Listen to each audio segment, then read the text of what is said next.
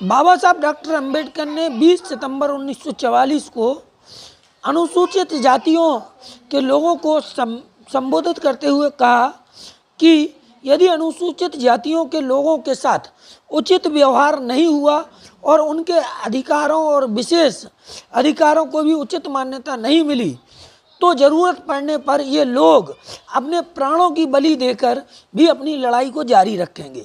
Doctor Ambedkar ने साफ कहा कि यदि राजनीतिक सत्ता किसी की होगी तो वे भारत में 3 पक्ष होंगे, एक हिंदू, दूसरा मुसलमान और तीसरा अनुसूचित जातियां।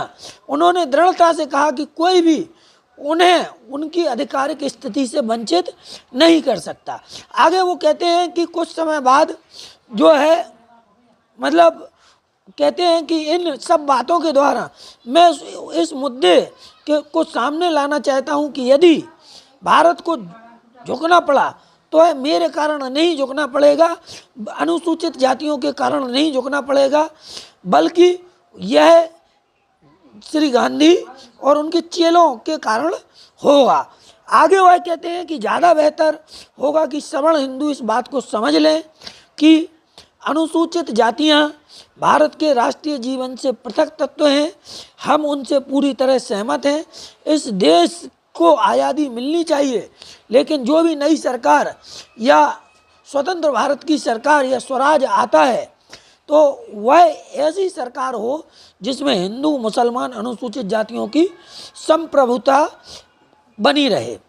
आगे वह कहते हैं कि गोलमेज सम्मेलन में श्री गांधी ने उन्हें अलग थलग करने और उनके प्रयासों के हर प्रकार के समर्थन को काटने की कोशिश की। हर बार गांधी जी नाकाम रहे, किंतु आखिर में उन्होंने एक चतुराई की युक्ति अपनाई। मुझे यह कहते हुए बड़ा खेद और अफसोस होता है कि कोई भी ईमानदार व्यक्ति इसका ऐसी युक्ति का इस्तेमाल नहीं करता।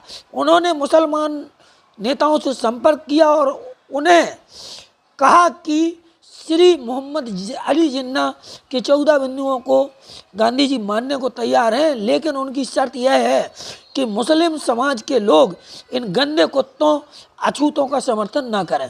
गांधी जी अनुसूचित जाति के लोगों को गंदे कुत्ते और अछूत के नाम से जो है उस समय पुकारते थे, ठीक है। लेकिन मुस्लिम समाज के उन नेताओं में, उस समय के नेताओं में शर्म बाकी थी और उन्होंने गांधी जी का समर्थन नहीं किया था।